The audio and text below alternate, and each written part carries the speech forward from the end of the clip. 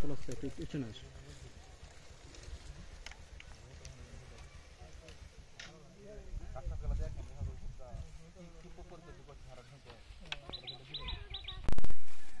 দাঁড়ান, এখন দাঁড়িয়ে যান, হয়েছে? দাঁড়ান, এখন দাঁড়িয়ে যান।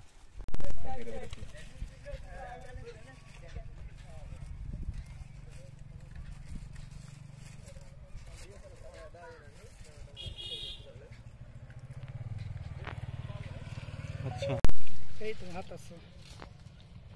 আছে সুপার।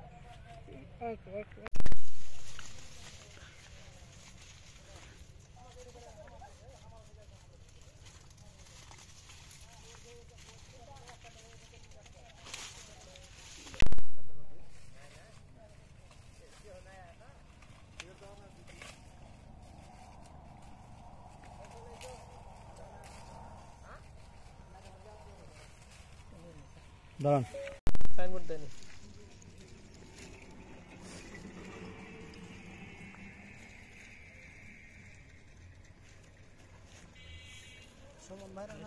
আমি ভুট্টা চাষ করেছি, কিন্তু লাল ভুট্টা না, রঙিন ভুট্টা করিনি। আমি করেছি যেটা চাষ হয় সেটা করেছি। কিন্তু রঙিন ভুট্টা দেখে আমাদের এখানে করেছে সুমন, রবিউল ইসলাম সুমন। তো আমরা ওই কারণে ভুট্টাটা করার চিন্তা ভাবনা করছি যে রঙিন ভুট্টা মানে দাম বেশি, আমাদের ভুট্টা যেটা ওটা 1000 টাকা মন, এটা শুনছি যে 2000 টাকা মন। তো এটাই করবো, আমি সামনে পরিকল্পনা করছি।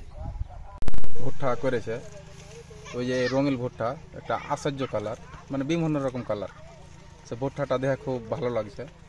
ভুট্টাটা সামনে আমরা করার জন্য মানে আগ্রহী করছি, তাকে বলেছি, তার সাথে পরামর্শ নিয়েছি ভুট্টাটা কী ভাঞ্জে মানে পরিকল্পনা করব। তো সে বলেছি না, ভুট্টা ভালোই, সামনে আমরা করার জন্য মানে আগ্রহ করছি। তো ভালো হয়েছে, সে 10 কাঠা জমিতে ভুট্টা করেছে, আগ্রহ বেশি।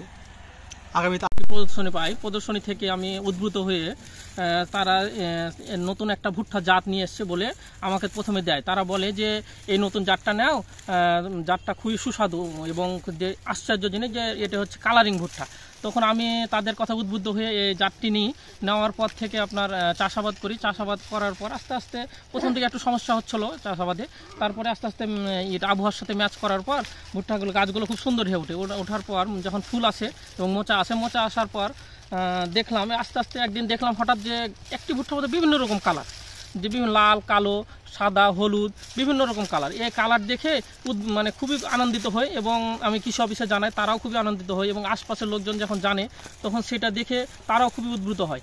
উদ্বুদ্ধ হওয়ার পর তারা দেখতে আসে, তারা অনেকে চায় যে আমি খুব সুন্দর একটা জাত করেছি এবং তারা দেখে খুবই আনন্দ এবং তারা এই জাতগুলো করতে চায় এবং বীজগুলো তারা চাচ্ছে এবং এগুলো তারা অনেকে বেশি দাম দিয়ে, অনেকে বলছে 200 টাকা কেজি দেন আমাকে, আমি কিনে নিব, মোচা সহ দিয়ে দেন, আমি জমি থেকে কিনে নিয়ে চলে যাবো। আমি বলেছি এই রঙিন ভুট্টাটা নর্মাল যে ভুট্টা জাত করেছে তার থেকে উচ্চ পুষ্টি সমৃদ্ধ। আর সাধারণত আমরা জানি যে রঙিন কোনো কিছুতেই কিন্তু ক্যান্সার প্রতিরোধী উপাদান থাকে, সেই ক্ষেত্রে এটি কিন্তু ক্যান্সার প্রতিরোধের জন্য একটু উত্তম হতে পারে। হ্যাঁ, এটা বিশেষ করে আমরা দেখেছি এবং আমরা চেষ্টা করছি যে এটি সম্প্রসারণ করে কৃষক পর্যায়ে এটা সচেতনতা বৃদ্ধি করে এটাকে বাড়ানোর জন্য।